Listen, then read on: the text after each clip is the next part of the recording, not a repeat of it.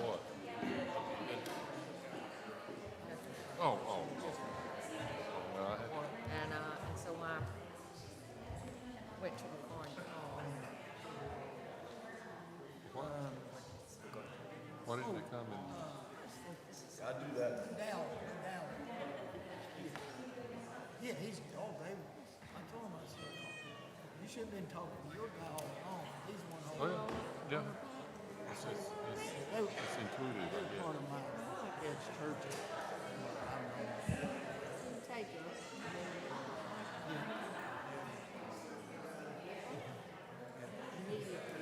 Well, That's amazing. well, You'll see it too, take. it helps being buoyant too.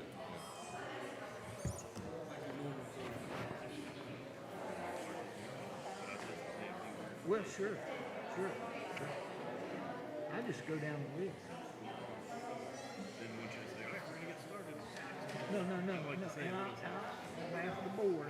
I'll probably do what I say. That's pretty awesome. Talking. We took Carter to swim lessons. He was not that little. He was like 8 months old. But yeah, we were told to blow in his face and get underwater. Like blowing in their face makes them hold their breath.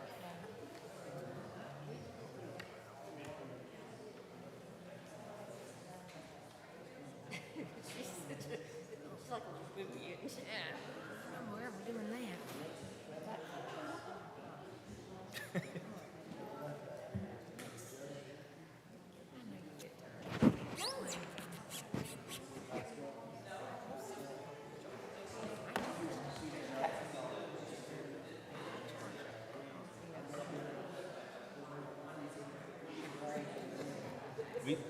We saw it, and he said, I ain't touching that. I saw it. Yes.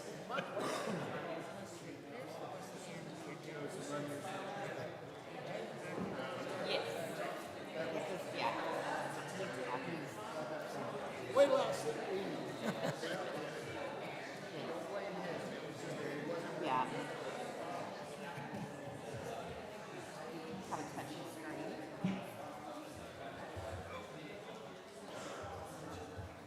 If you touch the screen, it doesn't confuse.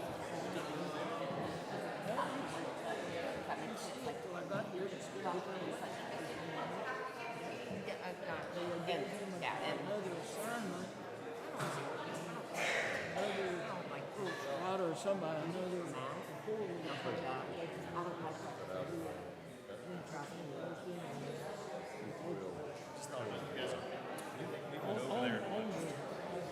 Maybe some notes.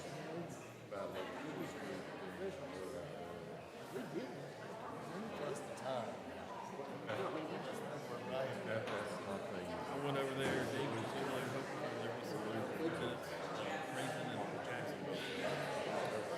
All right, good afternoon, everybody.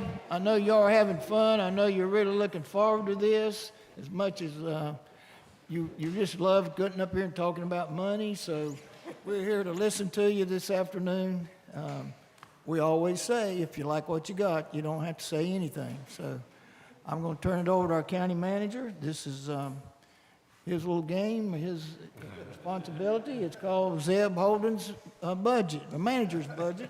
So we're going to turn it over to Zeb. I know where to throw the rotten fruit now. Thank you all very much for being here today and representing the county and your departments and traipsing through the weather to get over here today. That one's for Lauren in the back. So I appreciate you all coming out to represent your department and all that you do. I think on behalf of all the staff in the room, we want to say thank you to the board for willing to meet an hour earlier for this meeting. Them being able to get out of here potentially during regular hours is a really big benefit, and I appreciate you greatly for that opportunity. Well, I will add on behalf of the board, we like it too. We do. Much better. Before you all, the commissioners are the folks that do the work. These are the folks that make the things you want to see happen, and this is their opportunity to come before you and talk about the things that they're hoping to get in a budget to be able to do the projects and tasks before them in the coming year.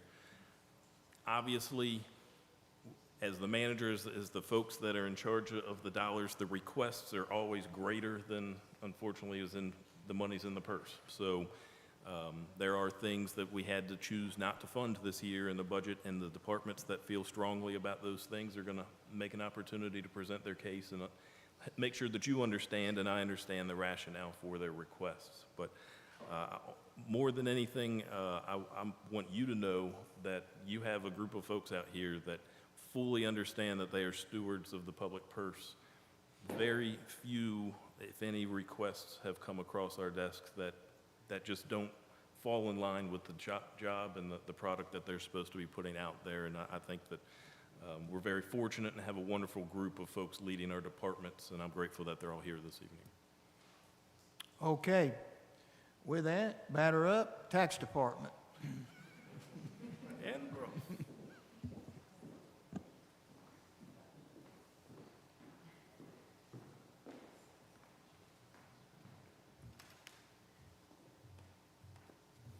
Good afternoon. When Zeb asked if I would go first, I said sure, so thank you, Zeb. Then I got to thinking, well, maybe it's because the tax department collects the revenue for this budget. Then I got to thinking, maybe it's because I'm the oldest one in the room. I don't know. But for the tax department budget, it's basically business as usual. There is a slight increase, and that's just for the cost of doing business. One of our most expensive things is postage. As we all know, postage keeps going up. So that is one of the main costs. In this year's budget, we will start some of the preliminary work for the reevaluation, so that will add a little more expense to it. In my highlights, I had, it should have come out, and I see that it didn't.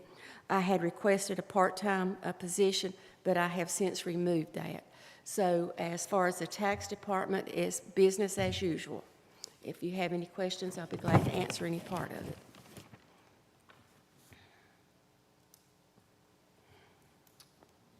Any questions from anybody? Ready for start the appraisal process? Oh, yes. We've never stopped. Yeah. We've never stopped. Ross Stores, Toyota, we use outside on those values. We will, when Toyota gets finished, we'll probably need some outside.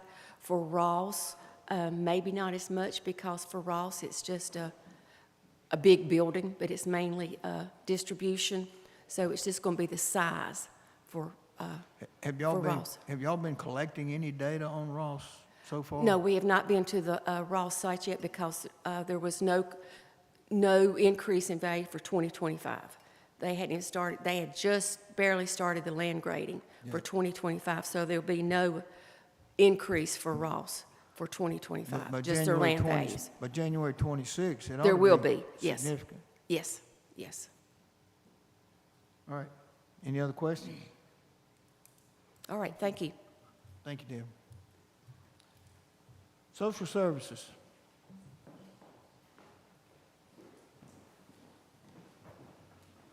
Tracy's going early this year. I am. Good afternoon, everyone. I am so excited, as usual, to stand in front of you today. I do not have a formal presentation, but I do want to ensure that I let you know how much I appreciate your support, your leadership of our department each and every year, this year included. And I appreciate all the calls, the texts, the questions about things that's happening in Department of Social Services and that affects our citizens. I am happy to take any questions that you have about our budget. We are very, very happy about it and pleased with your continued support. Are there any questions I can answer for you? Any questions? I'm getting a little out of my league here.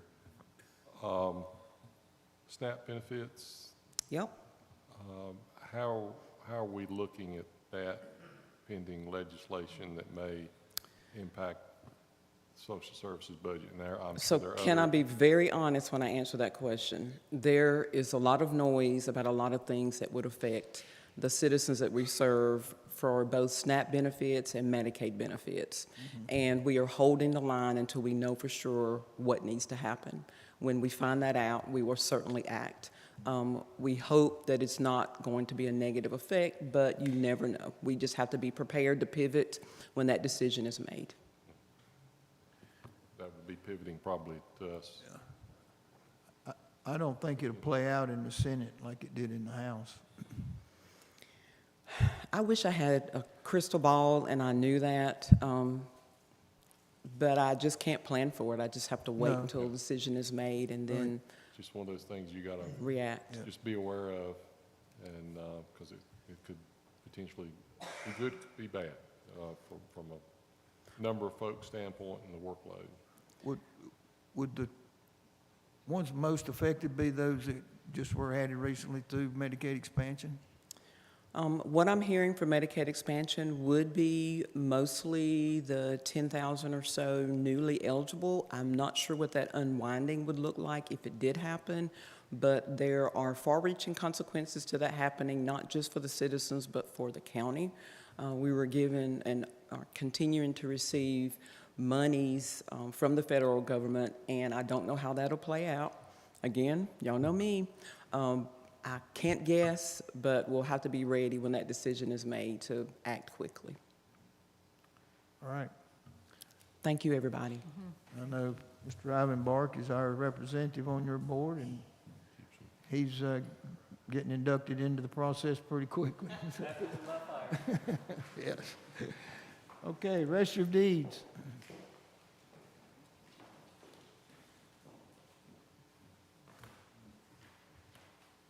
Good afternoon.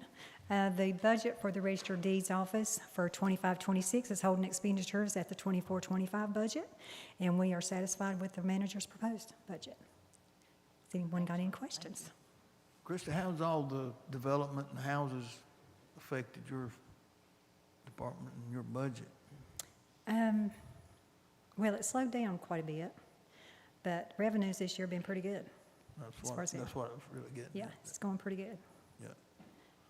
Yep. Since All right. they've gone into the passport business, I thought maybe they could go into the driver's license business as well. And That was Hope's suggestion. I They said, I seem to- wish I could help them out. Passports are going really good, too. All right. All right, thank you. Thank you, Krista. Public Works, Paxton.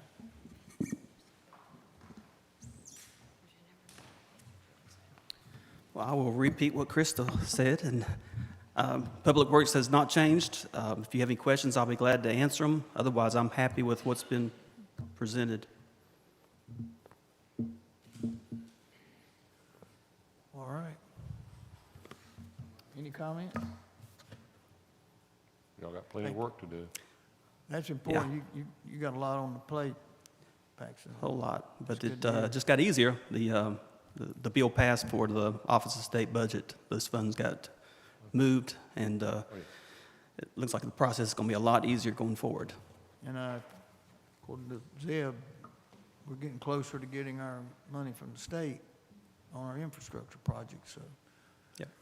you better rest if you can, because it's Thank you. going to get real busy.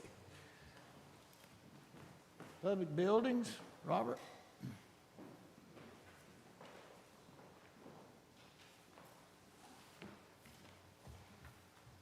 Good afternoon, everybody. afternoon. First of all, I'd like to thank everybody for their continued support, and I'm happy with the budget. If you can help me hire some people now, that'd be great. Any questions for us? how many openings do you have? One right now, hopefully two here shortly, or Is another. that from work?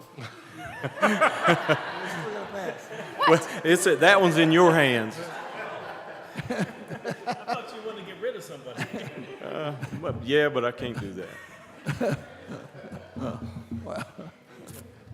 But yeah, that one I've had open for months now, I just can't get anybody here that wants to work.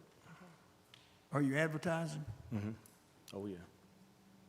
Yeah, by mouth, by HRs too, so. Good to go? Good to go. Good to go, thank you. Building inspections, David?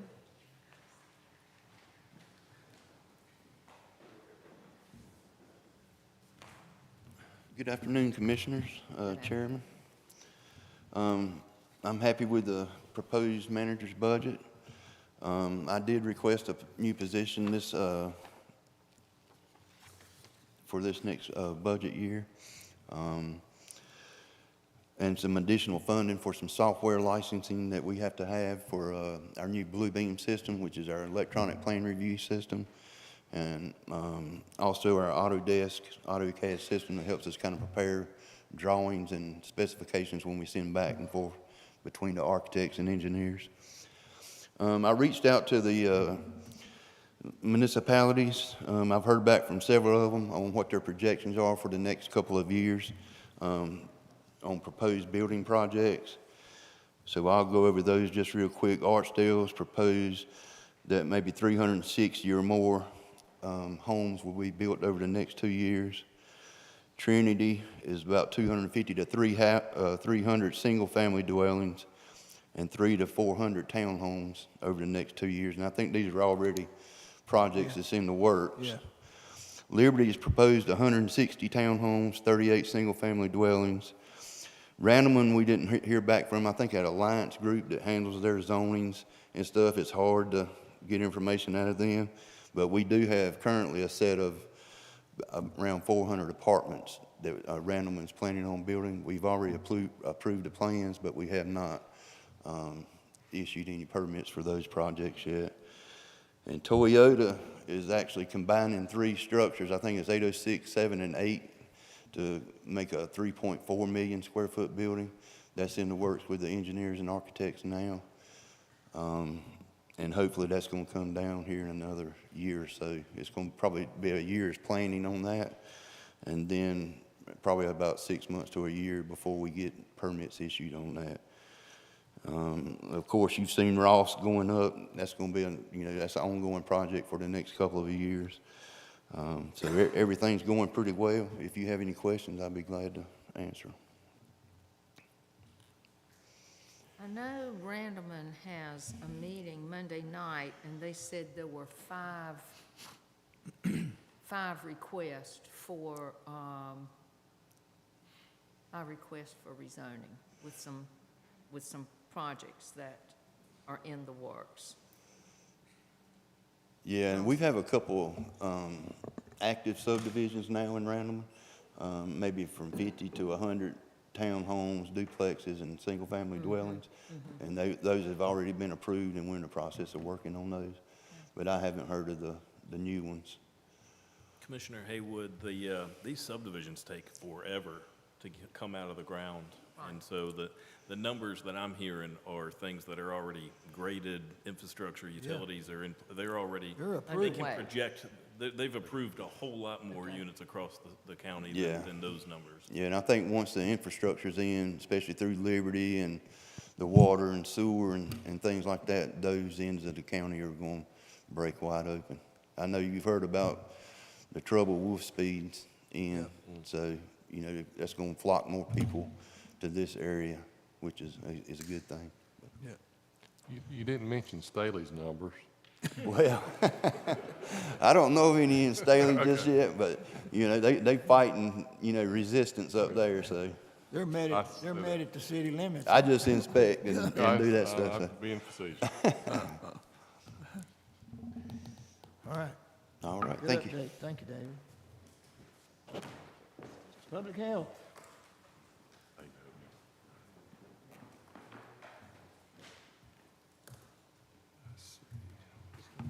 Good afternoon, everybody. I, like most of my colleagues, are appreciative of the opportunity to present to you all this afternoon. And I don't have a formal presentation, but I did want to get up and acknowledge how much we do appreciate your support. And I'm going to go with Daryl's phrase of we're good with what we've got. So appreciate your support, and I'm happy to answer any questions you have. How much would your area be affected by some of these federal cuts? You deal with some of those same We issues. do, but we don't provide primary care. I think if we provided primary care, it would be more impactful. Expansion didn't impact us a whole lot, so I wouldn't foresee it impacting us a great deal. Are you having any COVID cases? Not that I'm aware of. It's not reportable anymore. There's some stuff out there, stomach bugs, some other nasty crud, but not COVID specific. Mm-mm. Very good. Yep. Questions, comments? All right. Thank you, Tara. Public library. And Ross is not last this year. I know. Everybody else can go home now, You've been Ross. promoted, Ross. Not last anymore. And I am happy to be here, although when y'all asked Deborah if she's collecting data on Ross, I got nervous.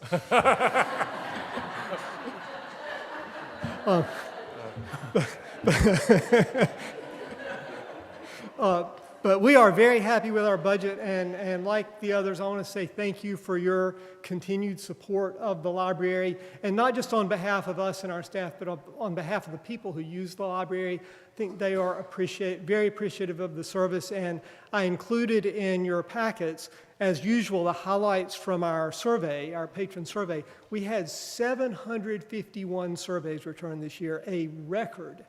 And it's just very gratifying to see the thoughtfulness with which people write about their experience with the library. So with that, I'm happy to answer any questions. All right. Thank you. Adult day reporting.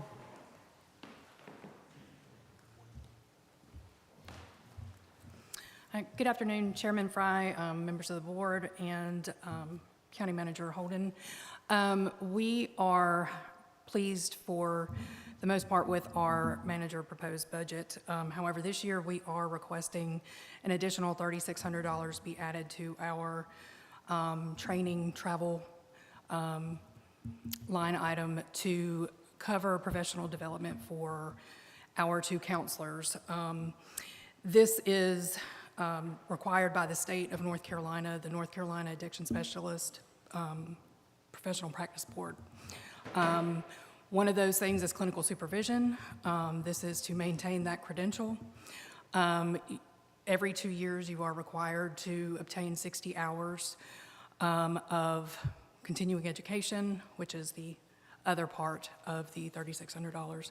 So it would be $1,800 for clinical supervision, $1,800 for the continuing education. So the clinical supervision is received by a certified clinical supervisor who oversees so many hours, depending on how many times you've been renewed your credential.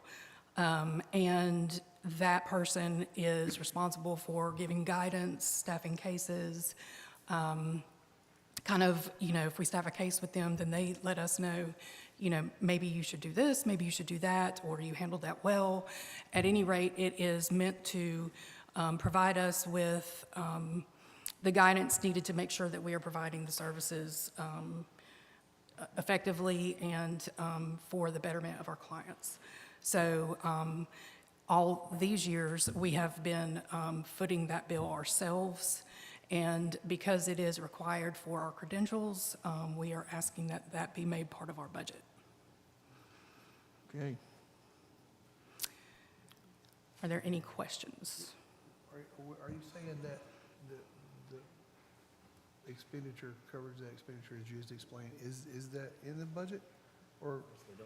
No. No. How much was it, Julie? 3,600. 3,600? I heard the 6. Is that where you? Yeah, it wouldn't fall under freeze benefits, although that number's different. Huh?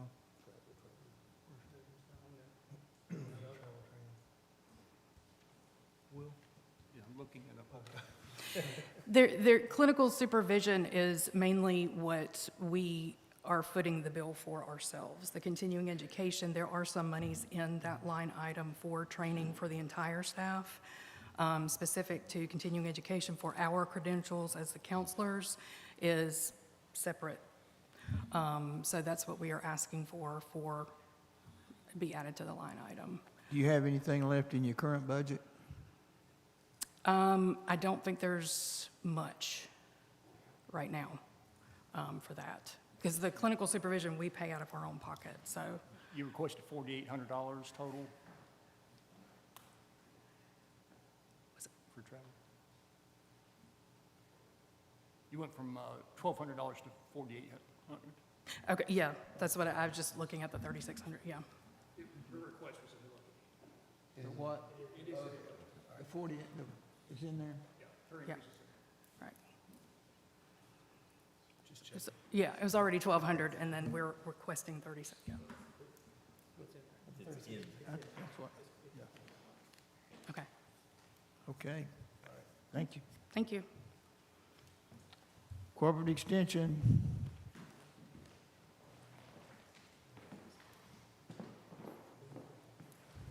Welcome.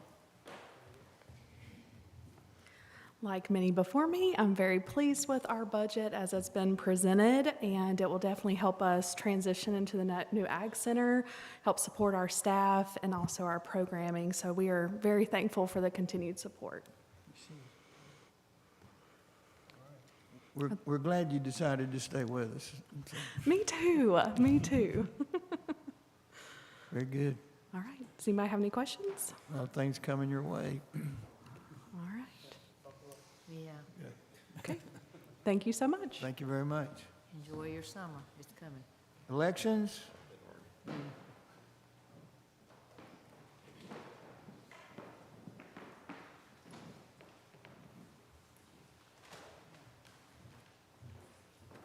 Good afternoon. My board chair, Margaret McGarrion, is going to be here with us, and I'd like to recognize Mary Jo Pugh, who's also a board member, who's here.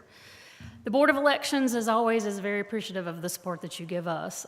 This is my 15th year here, so I'm thrilled to still be here and love what I do, and it does take your support, and I appreciate all the help from the manager's office as well in getting this budget together. I'll just mention that the differences in our budget this year, we did request some funding for some new equipment, some replacement equipment, and the reason for that is that there are some new election laws that have been passed by the state that are going to shorten the time frames and the deadlines for when we need to have elections done. There are some things that have to be done on election night now that weren't before, and for example, our 10-day canvas audit window has gone down to 3. So the new equipment runs faster, the software runs faster, and it will give us some reporting functionality of things that we had to do manually before, but now that's going to help us out with our transparency and our accountability, and of course be more efficient. The other thing that we did ask for is one additional position. That's for an assistant director of elections.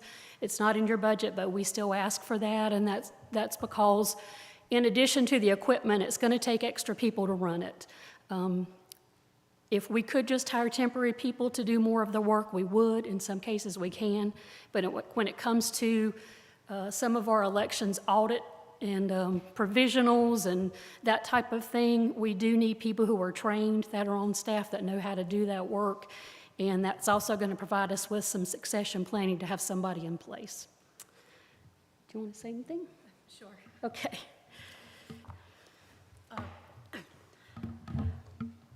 Good afternoon. I'm Margaret McGarrion. I'm the current chair of the board. I asked Melissa if it would be okay for me to address the commissioners just because of the difference between the budget as presented to you by the county manager and what the department has requested. As Ms. Kirshner said, that involves one extra position. And I just wanted to say, because Ms. Kirshner is not good at tooting her own horn, that I've been on the board for over 10 years, and I have seen Melissa get stretched thinner and thinner with more requirements. There's been a lot of statutory changes, case law, lots of litigation. We've become, as Randolph County Board of Elections has become a lot more transparent, which I think is a good thing, and a lot more professional, but that involves a lot more work.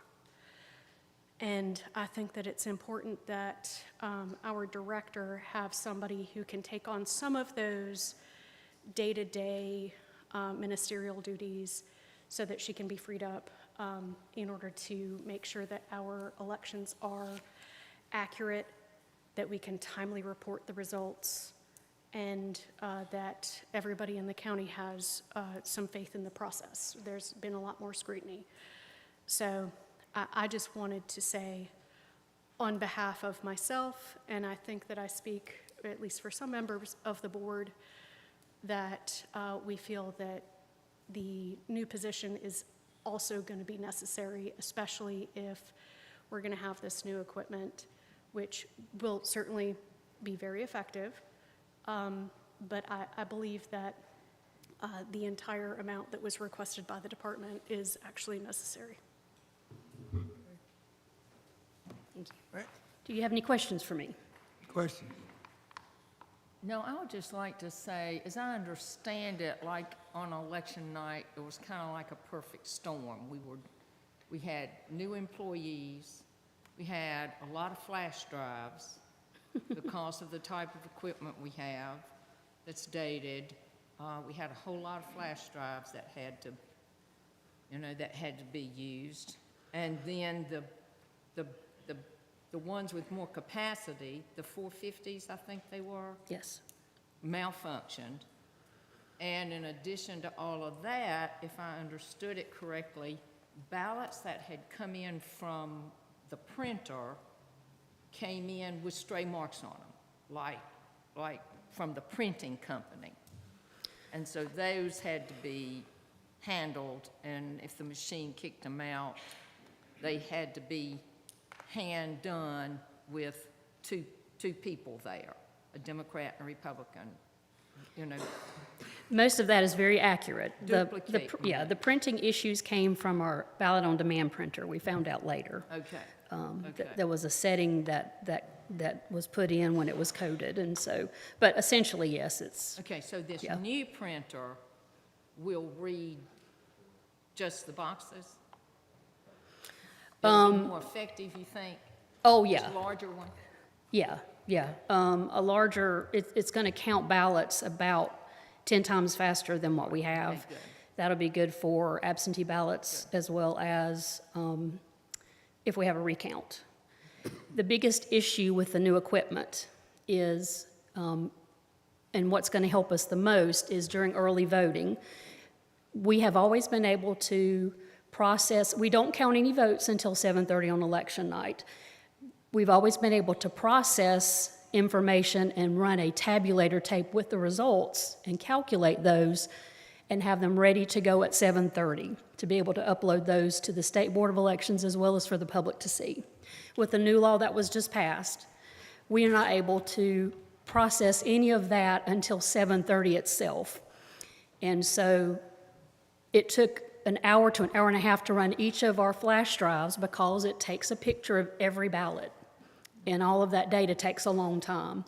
The tabulators we have now are 10 years or more, 10 years old or older, and it just takes so much longer to process that data. And we can only use certain sizes of flash drives. We can't use large ones. So this new equipment with the new software is going to process that a lot faster. And that's some speed that we're going to need because we have to have it done on election night. And then we're going to have all provisionals and absentees, supplemental absentees calculated by Friday after Election Day. And we usually have 10 days to get that done. And it took us 6 days to do the provisionals and the presidential. And so that's why we need someone else on staff that we can teach to do that before the time comes. So the equipment with a new person is going to speed things up a lot. And we want everything to run as smoothly and as well as possible. But you have the new equipment. No, we don't. You do not? No, we do not. So the new legislation you're talking about, does that go in effect for the 25 municipal elections or 26? It went into effect before the presidential in 2024. So we got through the last election? We did, but as you heard, there were some difficulties because you can only run things as fast as the equipment will run it. So the new equipment, is there any interface with the new equipment and our IT department? No. That's been, No. they don't have anything All to do? voting equipment is completely standalone, and you know the obvious reason. It's only on our voting equipment, and we have a standalone PC that we purchase from the vendor that our voting equipment comes from.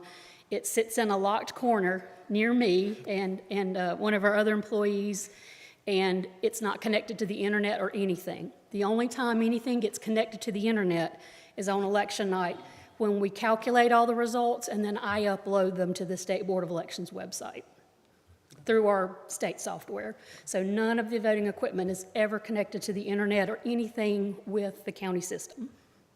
But I guess it's signed off on, approved by IT, like all the, IT equipment. Yeah, I know that's a county policy, and we will go through IT. IT works very closely with us, and thank goodness, because they're very helpful anytime we have any issues, all through the election cycle. But yeah, we will go through IT. We will go through IT to talk with them. I'm sure they'll probably be ordering that equipment along with us, but there are only 2 vendors that sell election equipment that's certified in North Carolina.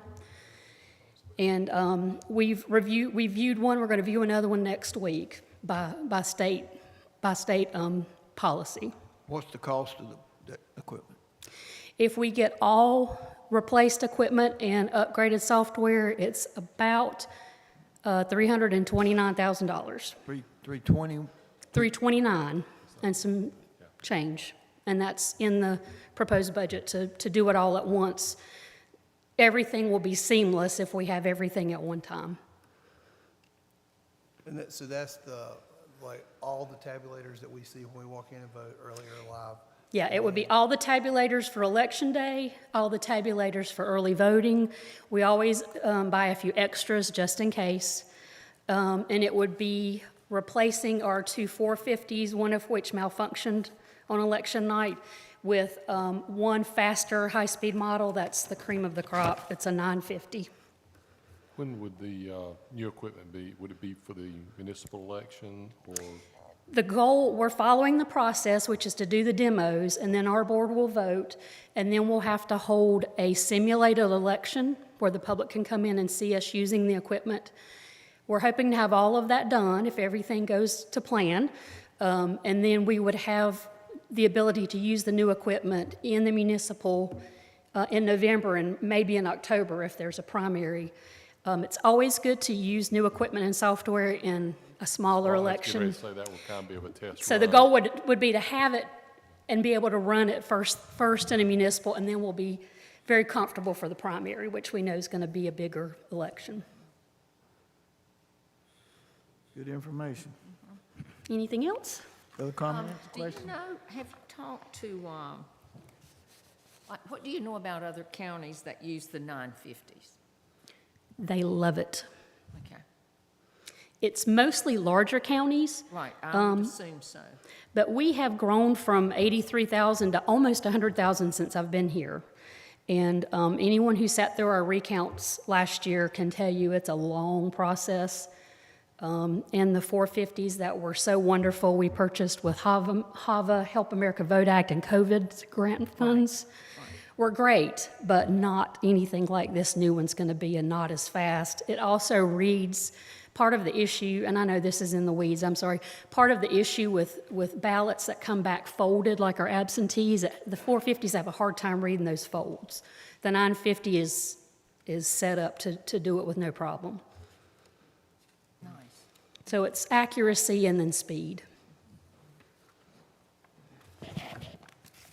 So I guess what you're saying, as proposed by, asked and requested and proposed, it's got all that in there. So with all the new tabulators that were put in place, the ones for early and spares, and then upgrading that 950 in the software upgrade. And the new software and a new Including PC that. to run the software, So for yes. a county our size, we're going to be like cream of the crop, huh? Yes, it's the latest technology, it's the fastest technology. And it does take a while for this equipment to get certified, but it's there. It's been there a couple of years. If we can get it, I'm going to feel much more comfortable about meeting the needs. We want to be able to meet the requested deadlines and the needs. We don't want to fall short. We want to make sure we can do what they've asked us to do. And I feel like this is going to do it. It's very important. Yes. People don't care about us until something goes wrong, and we don't like for anything to go wrong. Like to keep our name out of the paper. Thank you so much. I appreciate it. Melissa. Emergency services.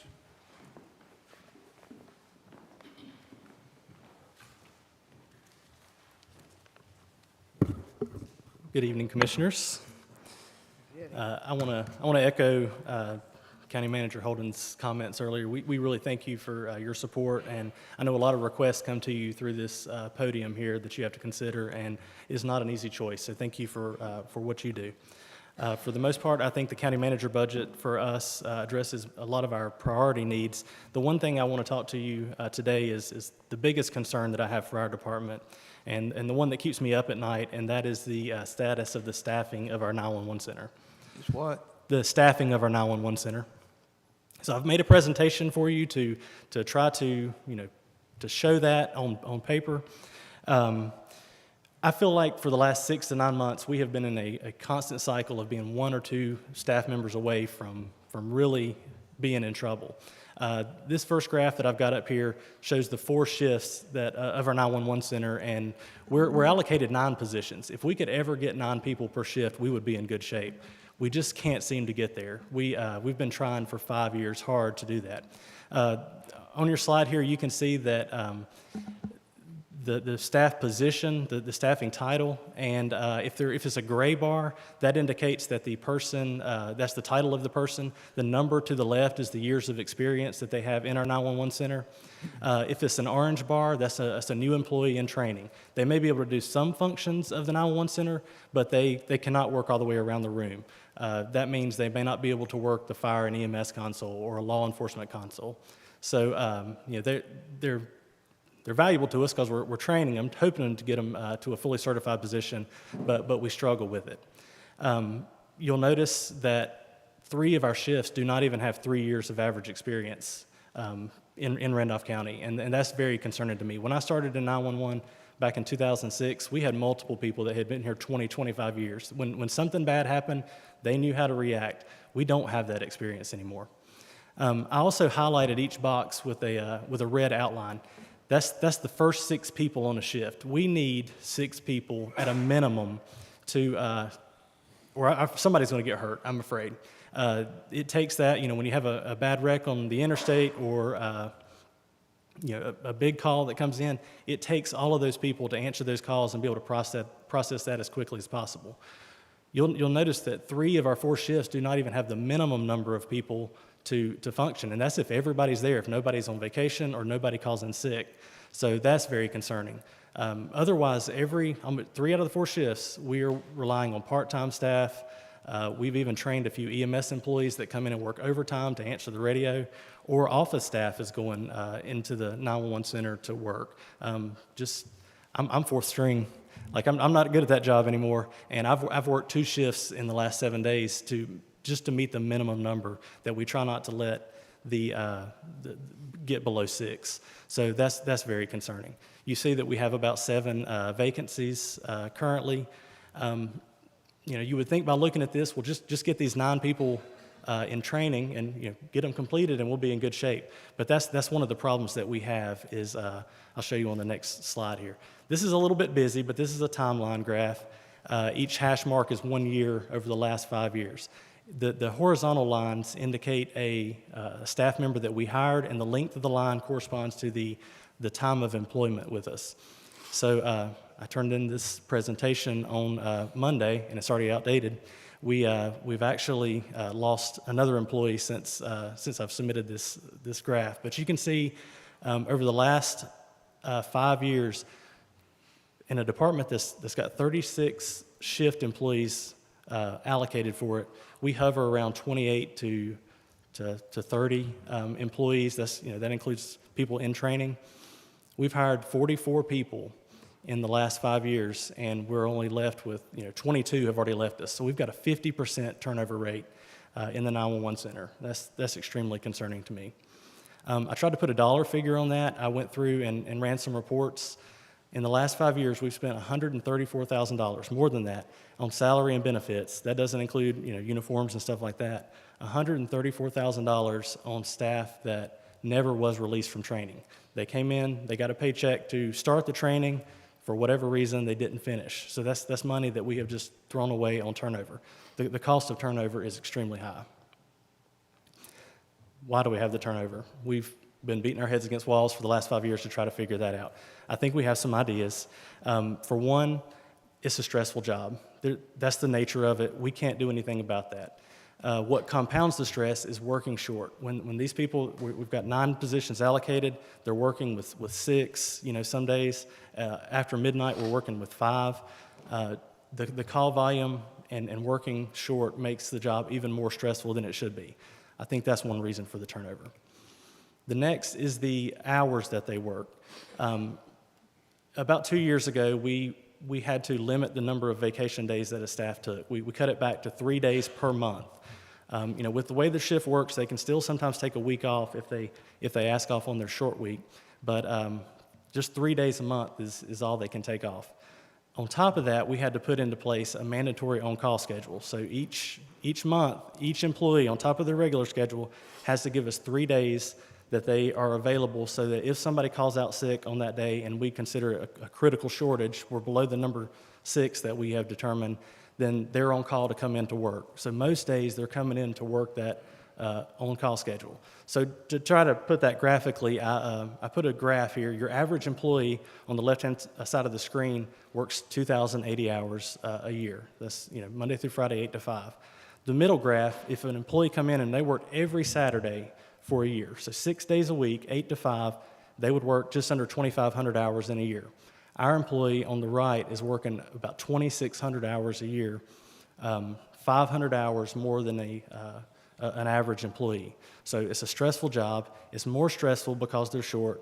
And then there's absolutely no work-life balance because they're constantly at work. And that's what some of our employees have told us. Like, I feel like I don't even see my kids. I'm constantly being called in, to cover some of these shifts. So that's another critical reason that I think our turnover is so high.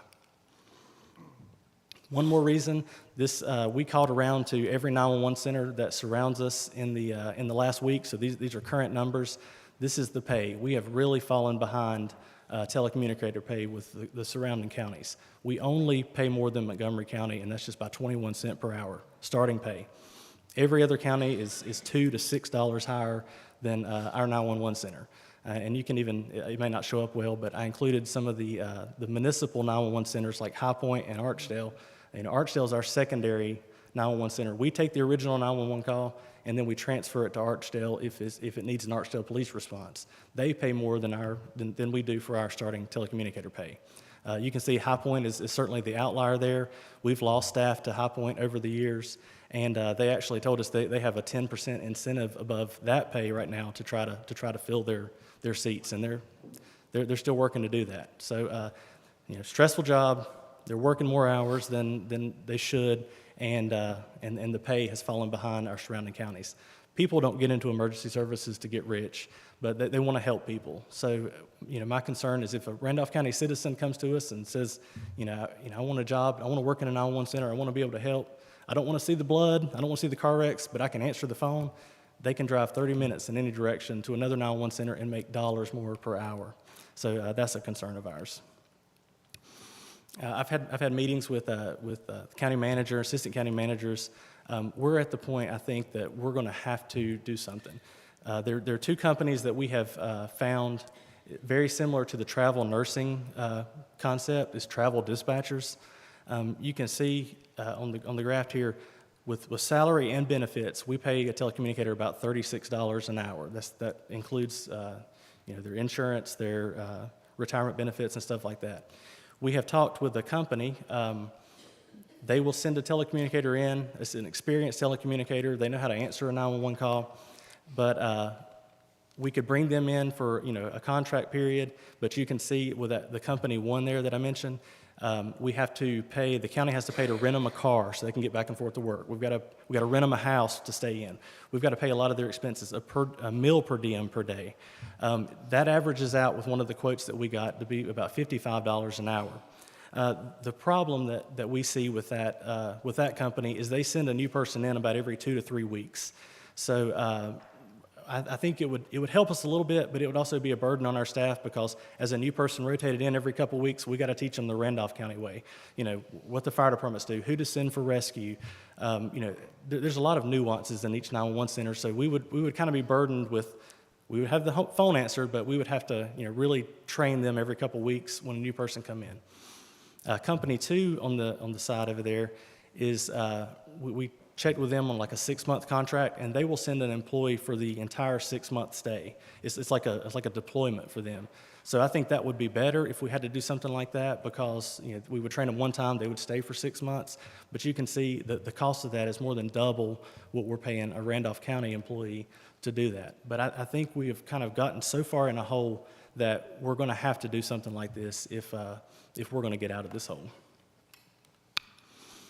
So some of the solutions, this is what I presented to the county manager's office. I don't think there's a silver bullet that will fix this problem.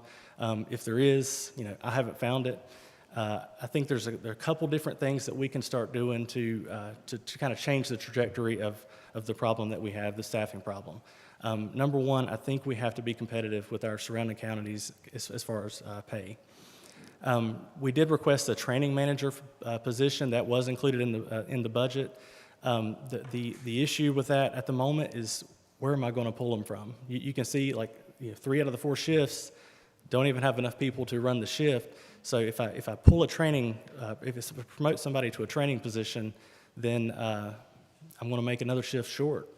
And that's where I'm kind of struggling with that. So I think in order to make that happen, the training manager position, we may need to look at that contract employee. I think we'll have enough money left over from our budget to at least hire 2 contract employees. We'll put in a request to do some carryover funds that we may could pay 2 employees for 6 months if we need to. But I mean, we probably really need 4 to make that work.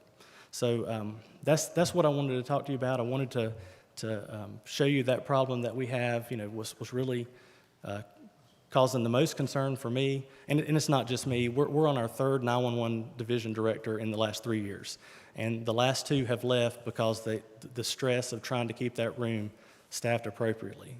They're a phone call away on their weekend off, whatever days they have scheduled off.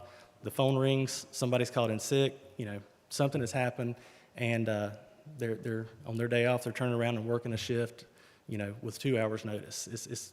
It's become very tough on that position, and some of our office staff as well. So that's why I think they're leaving. So wanted to just bring that to your attention. I was at a presentation. Commissioner Fry was the speaker actually back in the fall, and he told the audience there that the most important phone call a local citizen will make to their local government is a phone call to 911. And I was really inspired by that. It actually, it inspired me. It's true. I'm concerned that we're very close to not being able to answer that phone call. So I just wanted to bring that to your attention, and I can answer any questions that you might have. What's the training time on it? Anywhere from 6 to 9 months, usually. Before they can be on their own? Yeah, usually, yeah. From a financial standpoint, I know you're paying a lot of overtime. Yeah. I don't know how to ask the question, but is there a way to, if we can convert that overtime into straight time, that would be much, yeah. I'm not sure how. I'd have to go through the numbers to figure that out. We're a breaking point. Yeah, I've looked at that a little bit, and I'm not sure if my math is quite right, but yeah, if we had the full staffing, it may be cheaper than paying half the staff overtime to do the extra work. But yeah, I think I know the answer. The overtime is no longer an incentive; it's a disincentive in some respects. Right. Yeah, it is. Yeah, we have some employees that, if we didn't have them, we would be in big trouble. I probably have 2 or 3 employees that work 3,000 hours in the last year, and they're willing when we need help. They step up. I'm so proud of the staff there that are willing to do that. They know when we're struggling. They know the mission of our department, and when we're in trouble, they step up and we pay them the overtime. But we would be in serious trouble if they burned out. Jerry, did they just? You 50%. Did they just left? They get burnt out, and chose a different career, or they just went somewhere else? Yeah, to do the same thing? it's a combination of things. most people that apply for our job have never worked in emergency services before. So some of them, they start the job and they're like, yeah, this just isn't for me. Some of them, they walk in, they're overwhelmed by the multitasking that's required. I've got to talk on the phone while I'm listening to the radio, and they're like, I just don't have the bandwidth to make all these things happen. So most people, if I go back to that slide, most of those blue lines, they wash out within 90 days. I feel like looking at that, if we can get somebody past 90 days, they seem to stay a little longer. But and maybe in a training with a training position, we can work on that. That's something that I've thought about a lot. Maybe we need to train. Maybe we need to change the way we do the training. So if we have a dedicated person, we can do that. But right now, we bring them into the classroom for 2 weeks. We go over policies, procedures, kind of teach them the basics of the software, and then we sit them with the 911 telecommunicator, and they watch the job. And they kind of said, okay, you're going to dispatch this next call, and they slide them up to the computer. It's a lot of on-the-job training. Maybe if we can do a little bit better job with a dedicated person of getting them further along before we kind of throw them in the deep end per se. Maybe that will work. Y'all have 4 shifts. How do y'all shifts? Is it 12-hour shifts, Yeah. swing shifts type Yeah, thing? it's dedicated days and nights. We do have a night shift incentive, so the dollar amount that I have on this screen here is for day shift. Night shift gets a 10% night shift incentive, but yeah, they work 7 a.m. to 7 p.m. And we've staggered some part-time people. Maybe they come in at noon, work till 8. Maybe they come in at 4 p.m., work till midnight to try to cover some of those high-volume areas. But we do that with the small part-time staff that we have. Comments, more? All right, Jared. Thank y'all. See what we can do.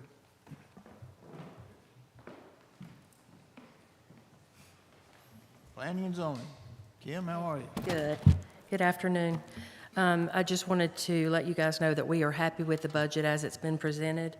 We are asking for a new position, and it's been recognized. It's just to help with the daily workload that we have currently. As you all know, we've had a lot of transition within the last few years, and this will help with our daily workload and allow senior staff to work on some of the mandated changes that we have. So we are pleased with the way it's been proposed. You have any questions? Thank you for All right. putting the wheels on the bus. We are trying. Thank you. Mighty else. Thank you. Appreciate that. Thank you for stepping in, Kim. Thank you. Okay. Appreciate it.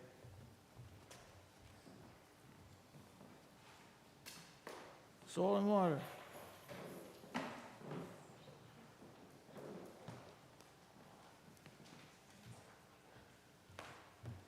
Hello, good afternoon. We are good with the manager's proposed budget, and we're also thankful and excited and anticipating our move into the Ag Center, and we're staying busy, putting projects on the ground. Very good. Yep. All right, thank y'all. Thank you for coming. Juvenile Day reporting.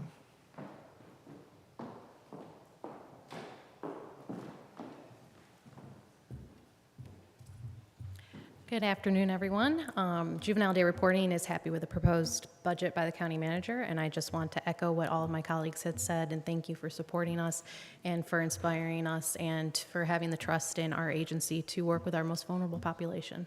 So thank you. Very good. Thank you.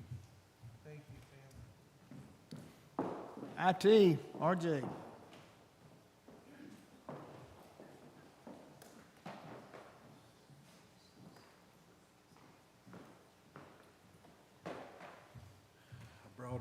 Brought a folder just in case. Maybe I won't need it.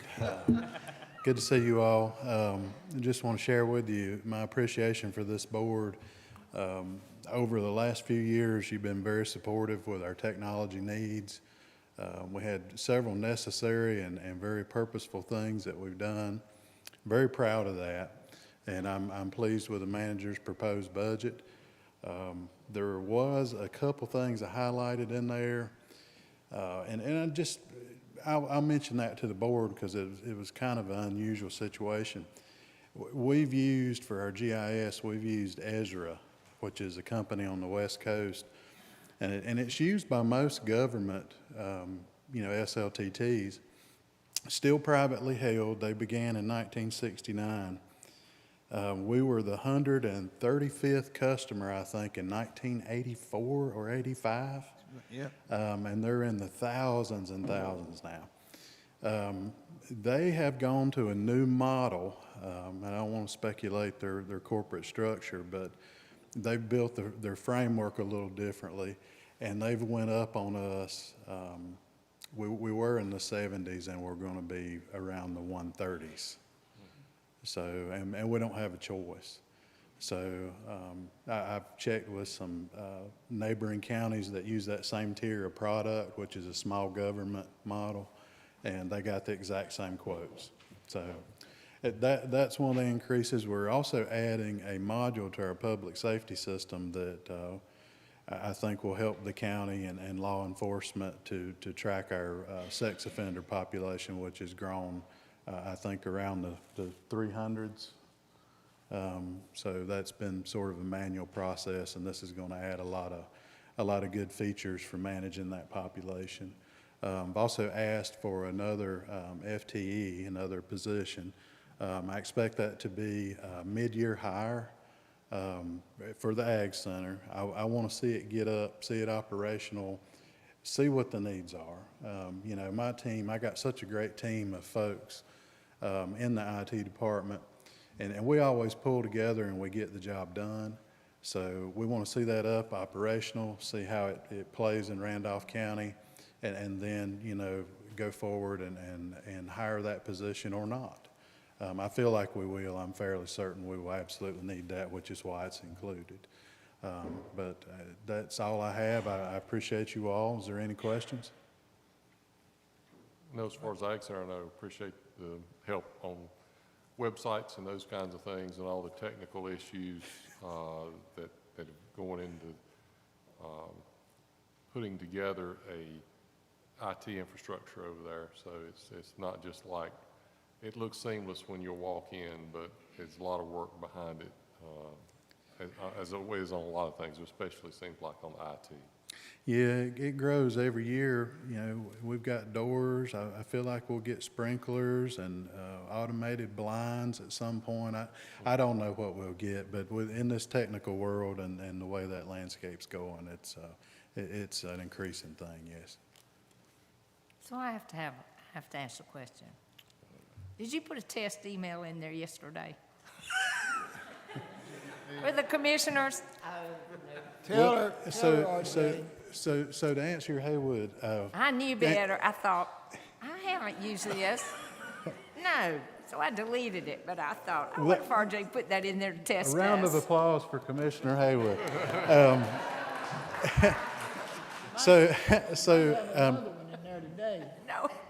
No. Commissioner Haywood, that is part, and I know we had a little bit different model with our commissioner emails, since we do have a clerk arrangement, and we've changed that a little bit, but that is what the county uses for email security training. So, I think staff's pretty familiar with it. Well, most folks are. But you'll get a wonky email and it'll look like it comes from something. But if you go in there and inspect it and kind of look at it, and if it's suspicious, wait a minute, they're trying to trick me here. And that's not really us. We're paying for that service, so I don't want anybody to ever feel like they're targeted, because some of them are very specific. It was Disney Plus, and it's like, I don't get Disney Plus. There you go. If I did, no, I didn't click on it. I deleted that. But you did the right thing, you did the right thing, so. I would say with the GIS, just don't use what Rockingham County uses. That No. one's horrible to navigate. No, I really think, and that's a point of pride, I think, for Randolph County. We had to do an upgrade a couple years ago, and we had a little hiccup or two, but we recovered from that, and we have an excellent GIS system comparatively across the counties in the state. Yeah. Well, that's the reason I missed the Veterans Court event today, because I was in RJ's training class. Anyone else?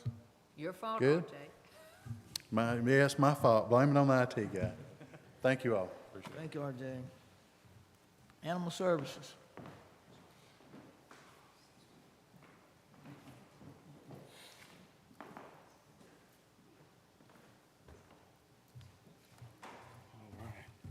Good afternoon, Commissioners. I want to thank you guys for your continued support with Animal Services. Move this out of my way. There we go. All right. So we are happy with a lot of the proposed budget from the county manager. One thing we do want to do, we did up increase the vaccine medication budget by 25%. And the reason why, we're wanting to start vaccinating more on intake to help protect animals against contagious diseases, limit the spread of diseases, and also reduce the number of outbreaks. Some of these animals that come in our shelter, this is probably going to be the only time they're actually going to be vaccinated is being in our care. It also decreases the length of stay because it goes back to, people obviously want an animal that's going to be fully vaccinated when they adopt, and it also increases positive outcomes. We also did ask for a transport vehicle this year. 450 plus animals rescued every year. Transport and assistance is often required. So when we send out a rescue plea, a lot of the out-of-state are asking for transport. So with that being said, we don't have an actual transport vehicle to transport, say, a mom and 8 puppies. That doesn't really go good in a back of a pickup truck. So we're asking for we're going to try to get like a transport van that we can start putting some kennels and stuff in the back to be able to transport the animals. Next, we did ask for a community outreach coordinator position. We do believe that this will assist in implementing and maintaining a foster program, increase positive outcomes, and decrease the number of animals in our shelter. With a foster program, we can actually have animals that are out of our shelter but are still technically under our care, which means they go to another home, like foster home, something like that. And that's why we needed that community outreach coordinator to be able to help do that. We could possibly extend the adoption center hours. I know that's something that a lot of people have talked about before. We could extend them to where we could do almost like a shifts throughout the day where one person comes in late, one person gets to stay, even stay later in order to extend the hours. And also accelerate the application process. So right now, say we get, say somebody, I'll just use for instance, because this just happened. Say we had a doodle that comes in the shelter. Well, obviously because it's a purebred doodle, we're gonna get 500 applications on it. Well, it's obviously the first approved application is the one that gets it, but we still have those 499 applications that we can't go through, but we would like to, and then we can start maybe putting them on other animals that are inside the shelter. So that's where having that extra helping hand there would be able to help out a lot. And then spay and neuter, we did go up on spay and neuter. We're doing over 500 surgeries a year. That's with the TNR program that we have, as well as the regular adoptions, and we're actually helping out some with the rescue programs, getting them spay and neutered before they actually leave. And like I said, those prices have gone up. I mean, if anybody's got their animals spay and neutered lately, they've gone up quite a bit. I think they're like $300 now. And that's all I have for right now. Do you guys have any questions? So what was the outcome of the court case where we had the animals that we had to keep for so very long? So we just ended that case about 2-3 weeks ago. The woman was found guilty on 2 counts. But part of the conditions is that all the animals that are currently on her property are now property of Randolph County Animal Services. And there was about 70 some goats on the property, and we're still 70 some goats with a mixture of sheeps that are out there. We've been able so we've been able to get most of them. There's still about 10 more that we're not able to get. We're still going to go out there and get them. There was 2 or 3 cats, some ducks, some guineas. What else is that? There's a dog. He's still running around. We can't catch him either. And she actually did get some jail time. So when she gets out, if we still haven't got them, it's going to be her responsibility to get them into our possession. And then the dogs that are currently in our possession have now been released to us, that now we can put them out for adoption or rescue. And we've got them out for rescue right now. Any other comments, questions? Let me know, I've got wrangling experience with goats, so. Well, I might need your help. I've done that before. One question I had, can you do a presentation without cute animals in it? Nope. That's what I thought. No, that's the whole point. All right, thank you, guys. Thank you, John. Thank you. Child Support Services.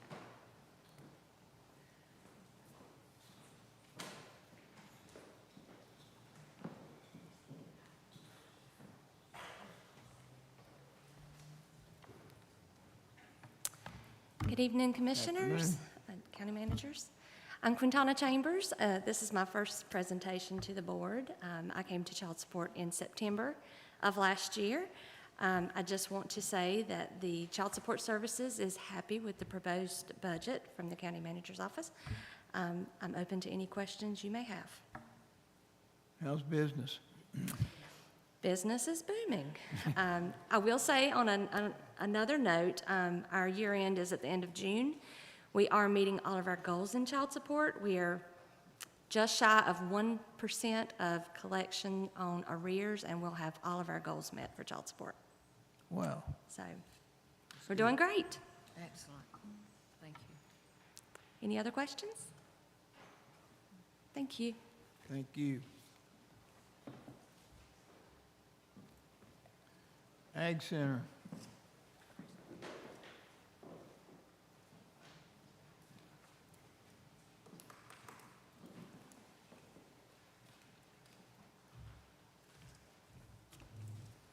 Good afternoon.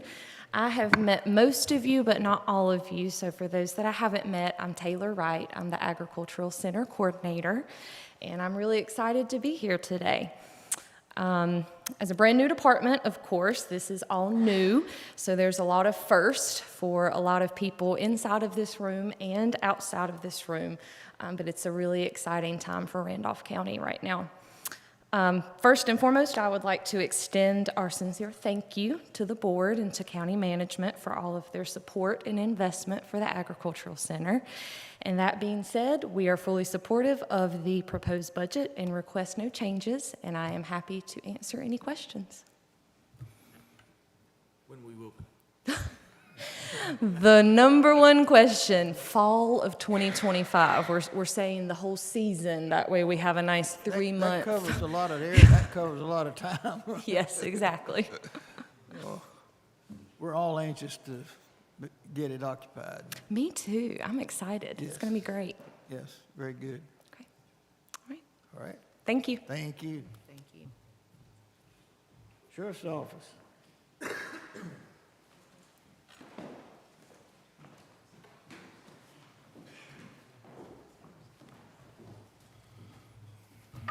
Good afternoon.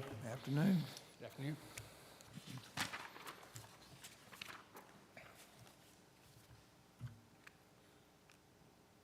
It's my PowerPoint. So we're in the same boat as 911. Just to be honest with you, and we're like Jared said, crisis level. I'm afraid we're starting to push. The sheriff agrees that we're starting to push that crisis level, and I'm going to try to explain to you why.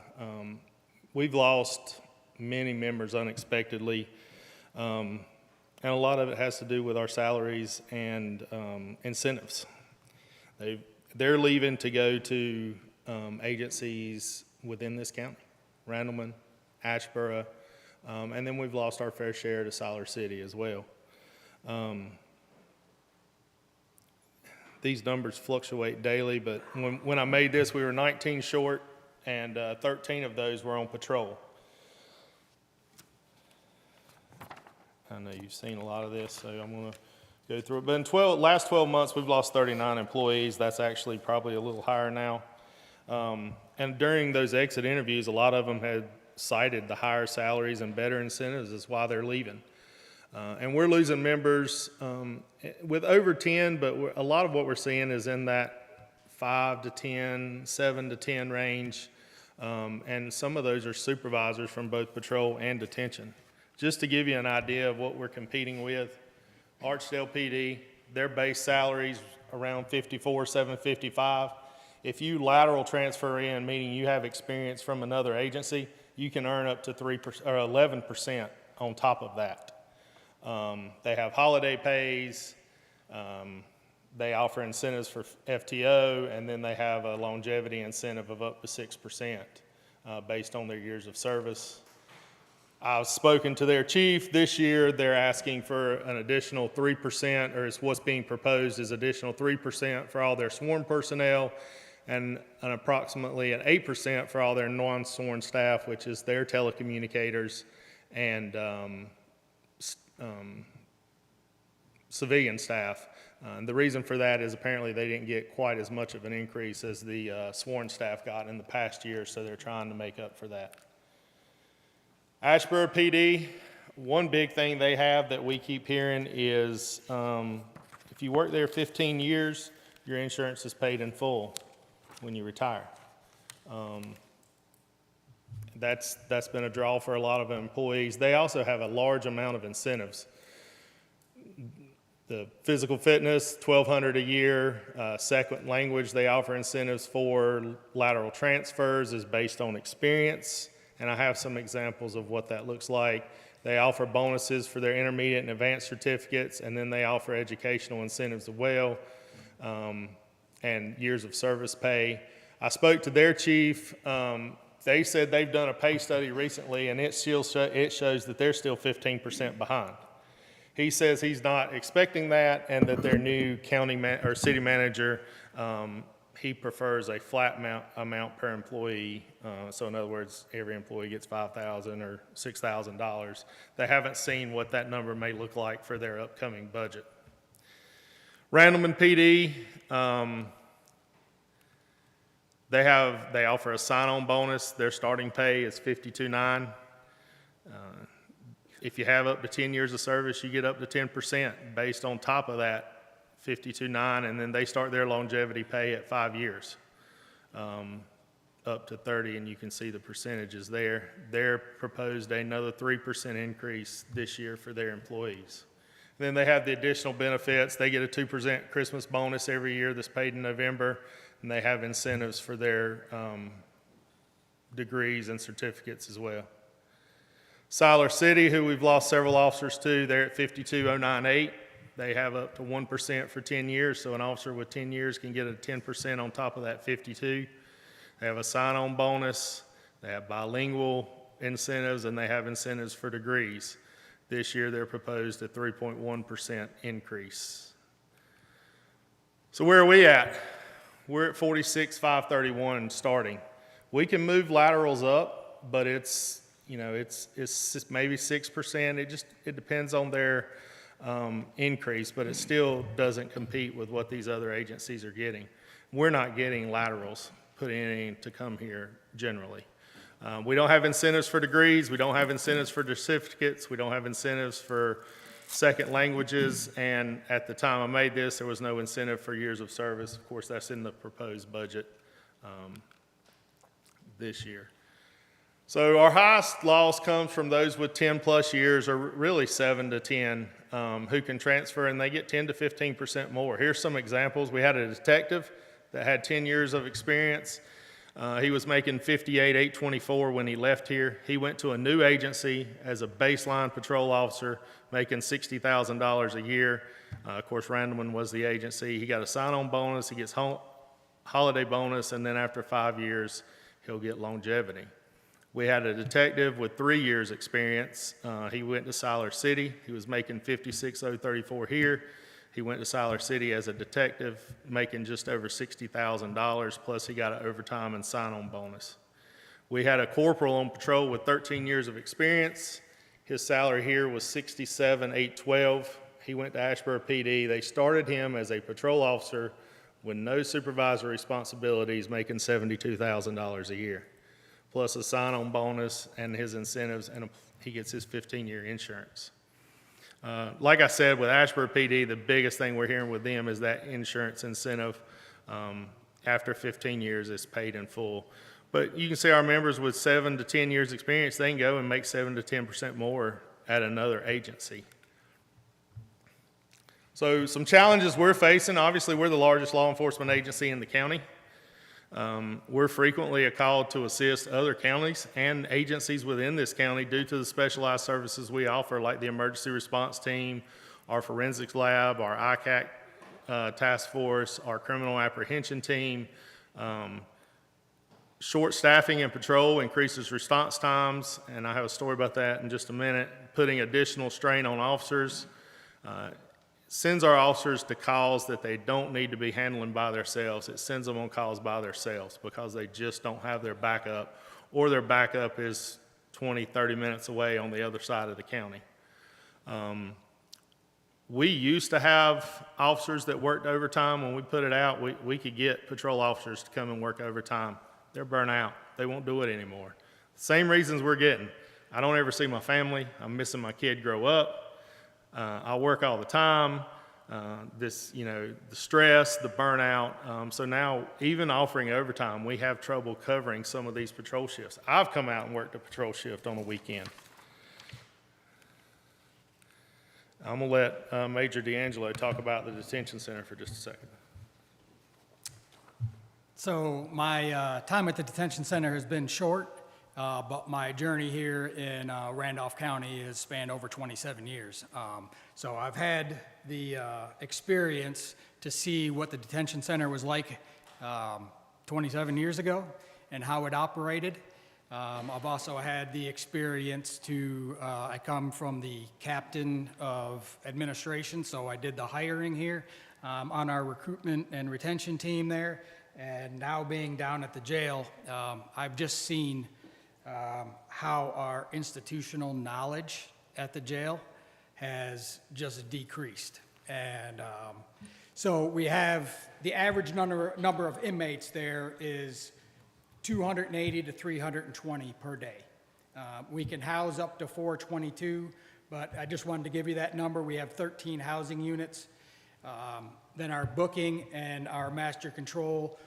Booking is right now operating with 2 people generally, and our master control has 1 in it.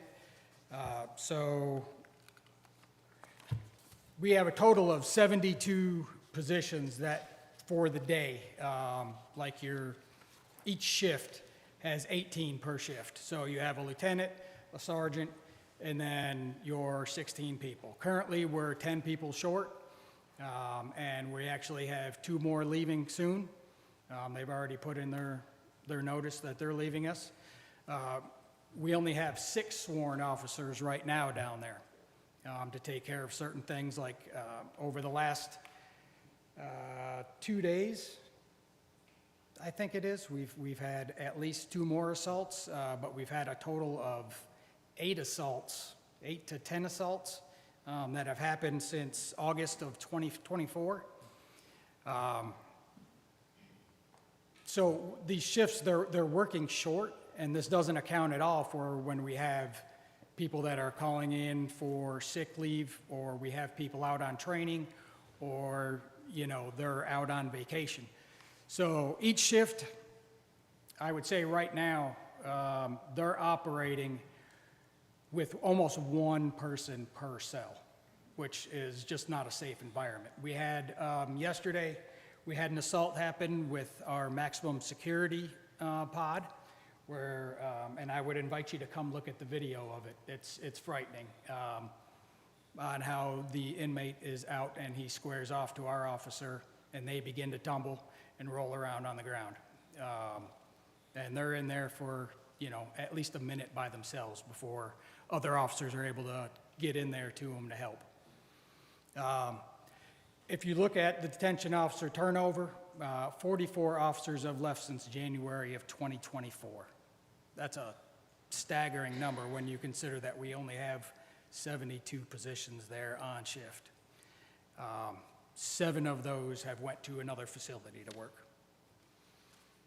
We currently have 20 officers that are under 25 years of age. So if you can imagine, you know, your kids being in there, your children being in there, these are young officers. 7 of them are 21 or younger. Less than 3 years experience. So we have 45 of those 72 officers, 45 of 72 with less than 3 years experience. That knowledge is not there, it's gone. The policies, procedures, the situational awareness is what really concerns me.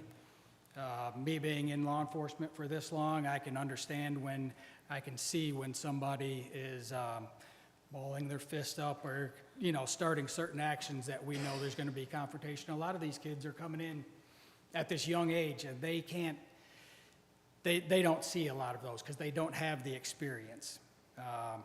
And sometimes it's too late before they're getting assaulted.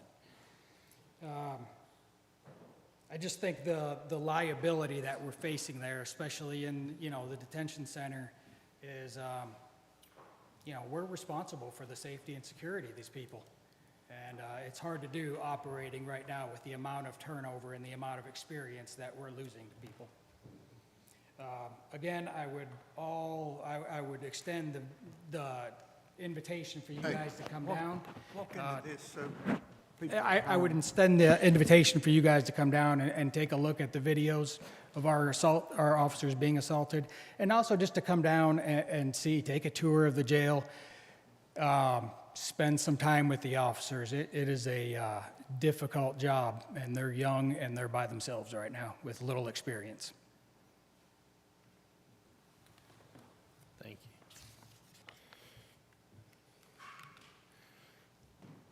you. So some other challenges we face is, and I know everybody's not a plug and go profession, but we're definitely not a plug and go profession.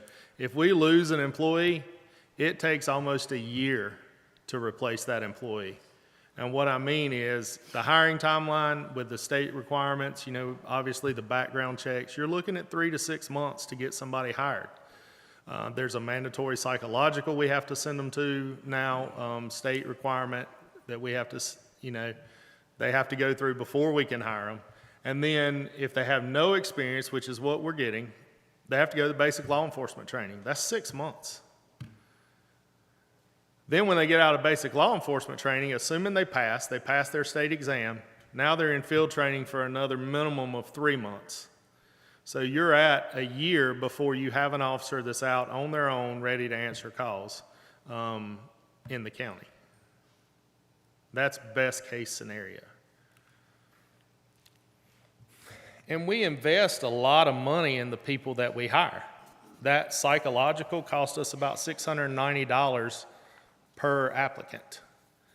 BLET, that's $1,500. That includes the tuitions, the books, the uniforms. And then to equip a deputy, and granted some of this equipment can be reused from other, but just flat out to equip a deputy, if you look at the cost, it's about $13,452 in equipment. That's their firearm, their handcuffs, their less lethal tools, their bullet-resistant vest, their traffic vest, their flashlight, all the little things that a lot of people don't think of. So basically, we're spending about $15,642 just to replace an employee. And unfortunately, for the last several years, we have been spending that money to train people for other agencies because they're leaving us after 7 to 10 years. And that's not even counting their salaries, the training we send them to that costs us money to get them prepared, and they leave to move on to another agency. So what we're asking for is the same thing we've been asking for since March, is a total of 15% increase.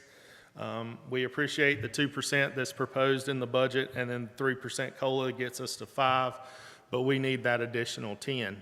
I ran some numbers, did some math, and you know, if you look at the salaries and where we're at, and then you compare them to the other agencies,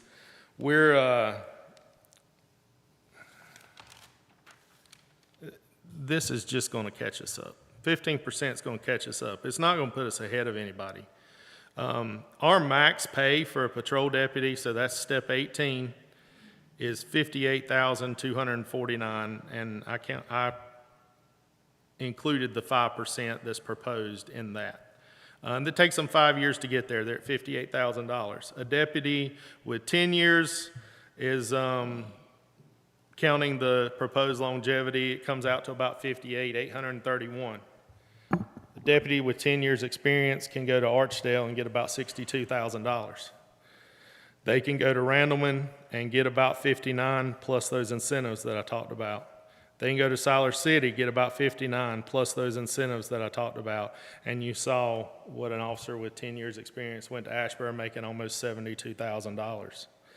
So this is just going to catch us up. It's not going to get us ahead or anything like that. However, we have had several members that enjoy working here. They appreciate it. And they said if we can get that pay back competitive with these other agencies within a few $1,000s, they'll come back. They like working here. They want to work here. But at the end of the day, they've got to feed their family and they've got to take care of their family. And they've got to be able to live, hopefully, a little more than paycheck to paycheck. We appreciate the incentives for the years of service, but I just wanted to highlight that we're young because we've lost a lot. Those incentives are going to hit about 79 members in our agency. So that's only about 24% of our agency that is going to benefit within the next year from the longevity incentives. You know, Randolph County is a big county, 800 square miles. On a perfect day, fully staffed, we have 11 patrol officers. That's your lieutenant, your sergeant, and your patrol officers, 11. None of our shifts are full.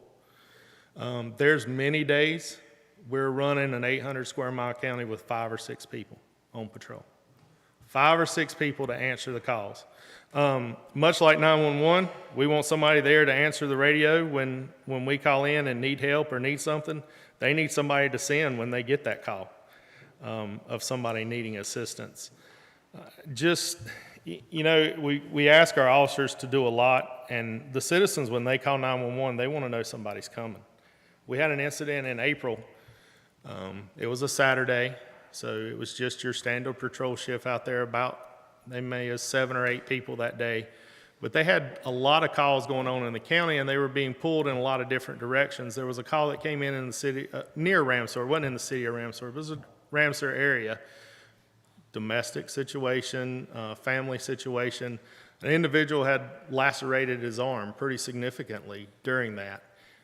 The 911 information coming in indicated that it was still a volatile situation. EMS couldn't just go in because it was a volatile situation. Fire couldn't go in. They waited on us to get there. We were coming as fast as we could. Luckily, there was a state trooper that was monitoring our channels. He heard it, realized he was a lot closer than any of the sheriff's deputies. He went there, got the scene calmed down. He applied some tourniquets to the individual that was cut, and quite honestly, probably saved his life. Had he not have been there, had they had to wait on us, at the very least, that individual would have bled out and lost consciousness, possibly his life, waiting on us to get there. And that's not... That's just one example. We got called to Chatham County within the last month to assist them. And just to give you an idea of what we ask our deputies to do that other agencies, other departments don't have to do. It was an active shooter situation. He had shot at several deputies. We went, took our armored vehicle, and we pulled up. And we asked one of our officers to sit there, actually 2 officers, because there were 2 in there, and get shot at. Now, granted, they were in an armored vehicle, and that provides some level of comfort. And I hate to compare it to an appliance or a car or anything else, but when you buy an appliance, you buy a car, you hope it works the way it's going to, but you don't really know until you try it out, right? He didn't know for sure that windshield that was supposed to be bullet resistant was going to stop that bullet until it hit the windshield in front of his face and spiderwebbed out and didn't allow the bullet to penetrate that armored vehicle. That's what we're asking our deputies to do every single day.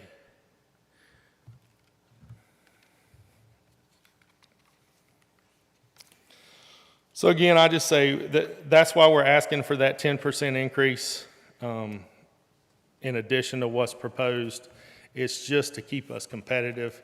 It's to help protect the citizens of this county. And of course, I didn't go into, but you heard from the planning and zoning and building inspections and all that. More houses are coming, more people are coming, more businesses are coming.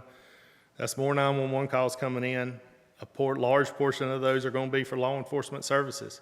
It may be something as simple as a larceny that they just need us to take a report, but it may be a domestic or a break-in where somebody's coming into their house and they're hiding and they're waiting on us to get there. And they want us to be able to come. They want somebody to be able to come, and they want them there quickly. And that's why we feel like it's important that we get this so that we can stay competitive, hopefully bring some of those members that we've lost back. That takes away that year. A lot of them, we can do a few weeks just to refresh them, make sure they're up to date. Even if they come from other agencies and don't have here, we can put them in the car with a training officer for a few weeks, get them up to speed on the way we do things in Randolph County, and they're out ready to go, versus a year for every new employee we have to hire. And much like Jared said, some of them get into this profession, they get through BLET, they get out there, they get shot at the first time, they get punched in the face the first time, they see that severe child abuse for the first time or whatever the case may be, and they say, this isn't for me. I can't do this.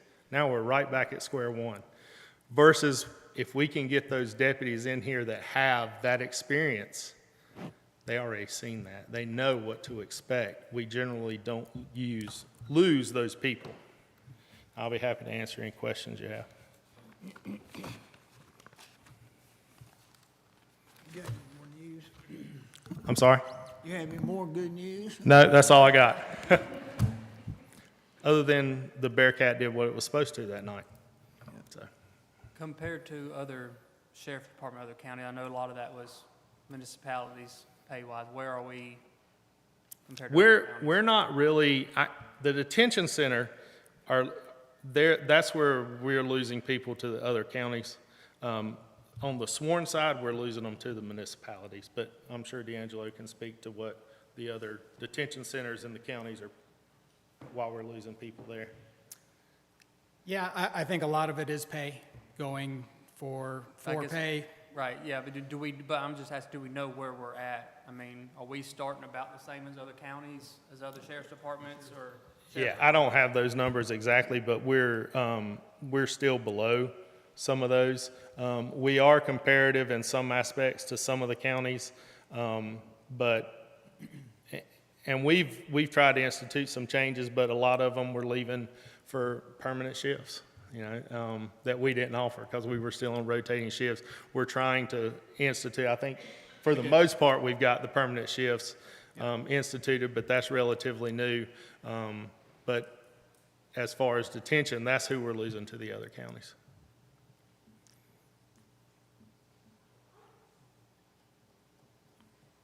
All right, questions, comments? Thank you. Thank you, guys.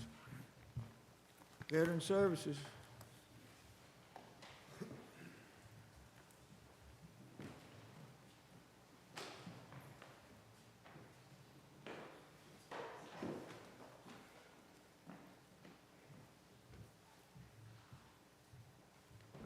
Good afternoon. Thank you for this opportunity, and I know it's been a very busy day. I want to thank those of you who were able to come to the Veterans Treatment Court today. That's been a labor of love in the making for a while now, and it is going to be part of the reason why I'm asking for the receptionist again this year.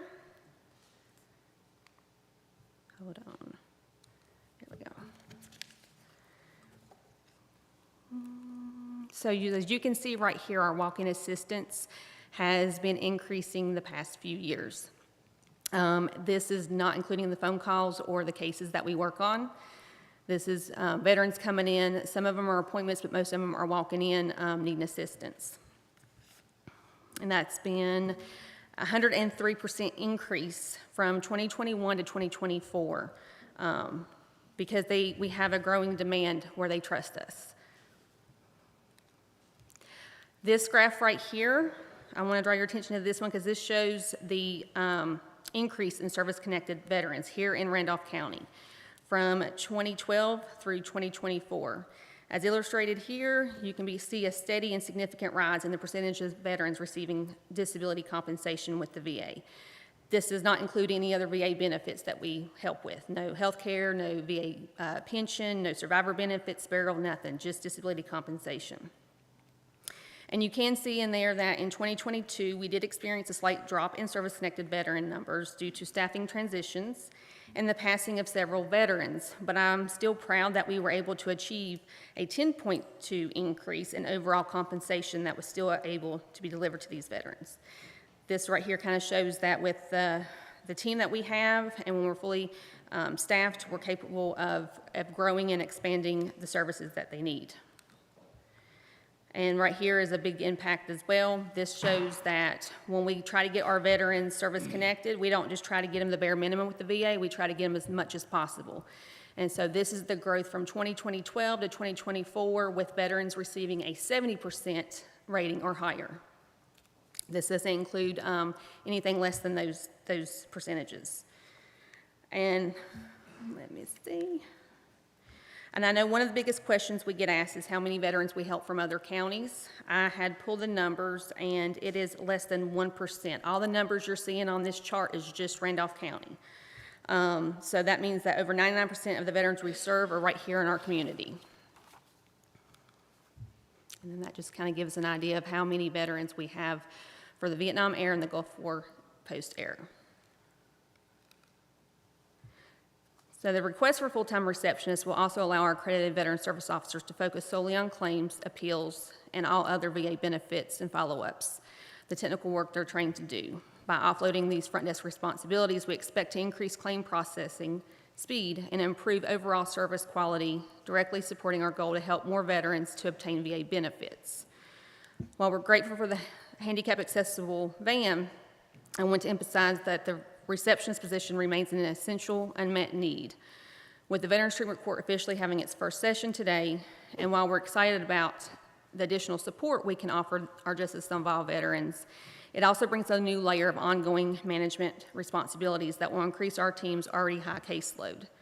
This comes at a time when we're already stretched thin. Just last week, due to one team member being out on unexpected short-term leave, and two of us attending the All Rise Conference, which is in support of the Veterans Treatment Court, and we had that planned a year ago, there was only one person in the office all week, and that's not sustainable with the growth that we've been bringing into the office. We have attempted to bridge that gap with interns. Neither one of them lasted 2 weeks. This speaks not only to the pace and intensity of our workload, but the reality that we need isn't temporary, it's a consistent and dedicated administrative support. It's also worth noting that none of us utilize the county health insurance. We all have VA or TRICARE. So when evaluating the total cost of adding a receptionist, it's important to recognize the savings that we present with our current team. Our accredited veteran service officers are handling complex claims, appeals, outreach, events, home visits, and now VTC responsibilities, all while managing the front desk, phone calls, and scheduling without a receptionist to handle those tasks. Our ability to serve our veterans accurately and efficiently suffers. The receptionist isn't about expanding, it's about making our current operation functional. It's a critical role that ensures veterans are greeted promptly, messages are handled professionally, and our VSOs can focus on the technical work they are certified to do. Failing to fund receptionists possesses real risk. Those include delays in claims processing, veteran frustration, missed opportunities for increased VA funding, and even staff burnout. Without this critical support, our entire operation becomes less efficient, and ultimately our veterans pay the price. The community is growing, our service numbers are growing, and now with the addition of treatment court, our responsibilities are growing too. And we are very excited with the proposed handicap accessible van. We're very grateful and look forward to the impact that we can help with our ability to serve our Randolph County veterans with dignity and care. Oftentimes, we do have RCATs, but we've had to use our personal vehicles in the past to get them to VA appointments that is not around the RCAT schedule. So we're really excited to see how we can help their lives with this. And this is just a veteran testimony. I know we still come across a lot of people that don't even know about our veteran pantry. This was a veteran that he did give me permission to put this out there for you guys. He had lost his job last March, and him and his family, he had told me that they didn't even know if they would have days that they would be able to eat without our pantry while they were waiting for their benefits to get turned on. He is doing well now. He has a job, and we have seen a 30% increase from the previous year with our pantry in use. So that's a day-to-day need beyond long-term VA support. And it also reinforces the need for us having a receptionist that can also help with that task as well. And our goal is, right now, we have 35.6% of our veterans service connected. We're hoping by 2026 to have 48.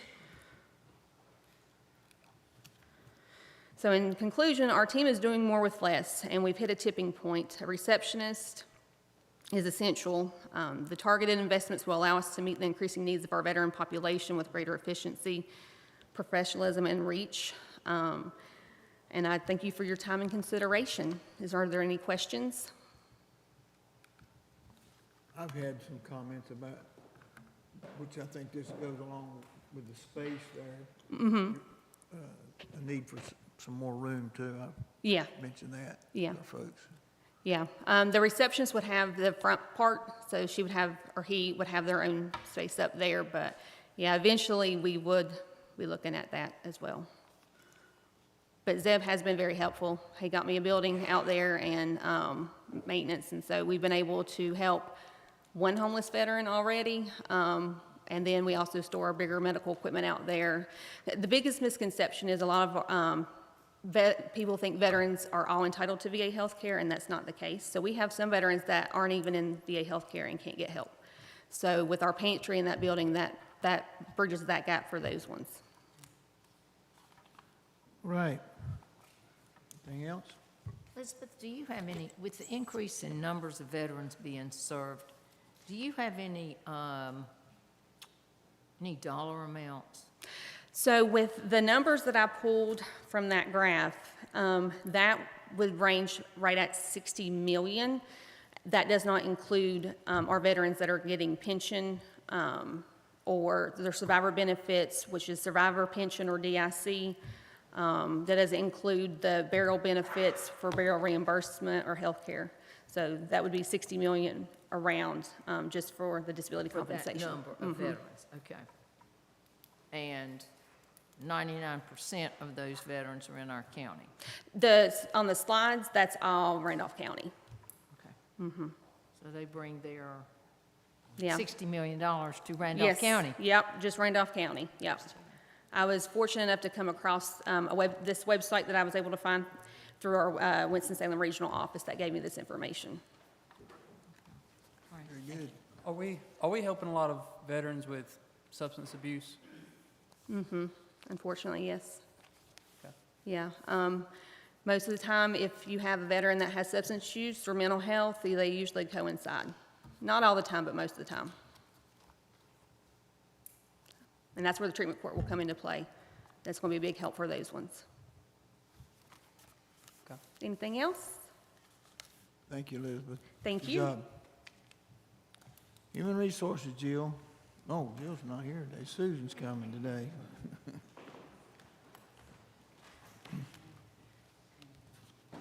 Jill Williams was not available to be here today, so I'm going to do the presentation on her behalf today. Very I'm Susan good. Wagner. I'm the Assistant HR Director. Good afternoon, Chairman Fry and members of the board. I would like to begin by saying thank you for all your efforts and employee salaries for increasing the employee salaries, because there has been an upward trend over the past year. My colleagues and department heads have shared the successes they have had over the past year, as well as challenges and needs their departments are facing. Human Resources would like to briefly recap the recruitment and retention strategies that the board and county management have supported since 2023. These strategies are helping to improve recruitment and retention in Randolph County government. The recruitment and retention strategies that have been implemented since 2023 are listed on the slide. These strategies include an employee engagement survey, which has been conducted for 3 consecutive years with high levels of employee participation, a proficiency pay program, a market study of pressure point positions that was implemented in the fall of 2023. There have been leadership development initiatives and the opening of the Randolph County Employee Wellness Center. This fiscal year, the leadership development programs were expanded to include the Emerging Leaders programs. This program is for managers and supervisors within their first 2 years of becoming a supervisor. 20 supervisors graduated from this program in March of 2025. Also, a series of training sessions called Leadership Development for Supervisors was added. These training sessions were available for all supervisors, from new supervisors to seasoned supervisors. 3 classes were offered and were all well attended, with between 40 to 60 supervisors participating in each session. As HR has shared with you over the years, Randolph County employees are easily marketable in other public and private sector jobs.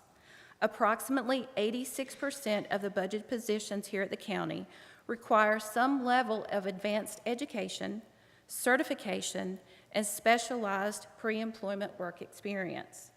And that is just at the beginning of their career. The market for talent is very competitive, and qualified staff are in limited supply. Employees have options. Today's workforce is very mobile, and remote work options, even hybrid options, allow people more flexibility about where and how they will work. Furthermore, today's staff are looking for opportunity to grow and develop in their jobs.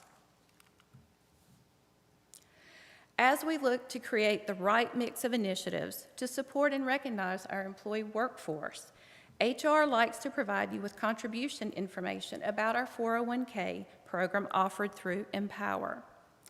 As you know, Randolph County offers up to a 2% match for non-sworn employees, and by statute, the county contributes 5% to the 401k for sworn law enforcement officers with no match required. The information on this slide comes from data provided by Empower. As you can see, 48 counties provide more than a 2% match for non-sworn employees, and 33 counties make contributions for employees without requiring employees to make any contribution. In closing, Randolph County employees choose to work in this community serving their neighbors, families, and friends, and making a positive impact. Employees want competitive salaries and benefits, supportive management, and growth and development opportunities. If we stay diligent in researching, creating, and providing competitive benefits and compensation for our employees, we will show that we value our employees and citizens we serve.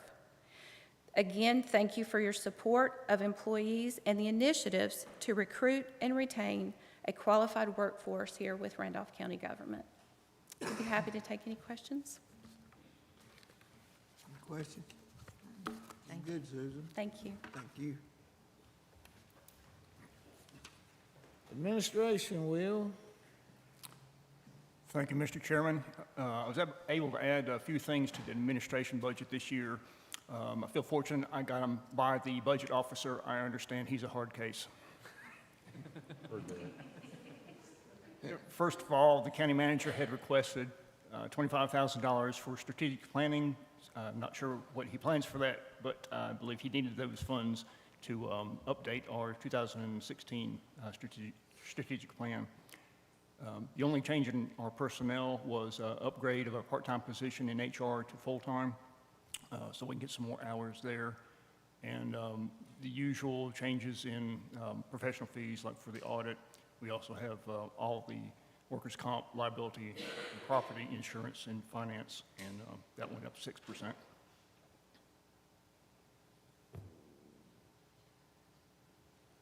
All right. Any other questions, comments?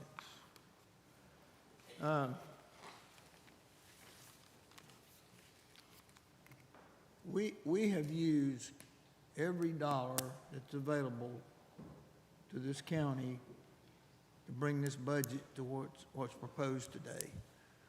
We have used all of the property taxes that have been provided and sent to us, projections by the tax department. We've used all the sales tax revenue that's coming to us, and in the last couple of quarters, there's been a decline in our sales tax revenue coming to the county. We have used all of the landfill money that we typically have set aside for strategic planning. It's all been used to balance this budget to where we are today. We can't raise any more sales tax unless the state of North Carolina authorizes us to do that. We've used every sales tax that's available to us legislatively. That's the only option, that's the only way that we get it. We can't impose it on ourselves. Obviously, there's a lot of needs that have not been included in this budget. The only real source of income that we have, that we control, is the property tax. And to meet some of these needs, that's what it would look like. Do we have a property tax increase here? We're still probably a couple years away from having the benefits of what's taking place at Toyota, what's taking place at the Ross stores up here on Old 311, and some of the other development that's taking place around the county. So that's the issue that is confronting us right now as we deal with this process. We thank all of you for your presentations. I think you have spoken truthfully. You've laid out the issues before this board, and we've still got a couple more meetings to go to look at those requests and see what we can do, what this board is willing to do as we go forward. So thank all of you for being here today. Zeb, you going to close it out? All right, any other commissioner have any comments that you would like to make? All right, hearing none, we will adjourn this special call meeting. We'll be back here next Monday, and I'm sure we're going to hear more from presenters next Monday night for their needs. Thank all of you for being here today. Thank you for what you do every day.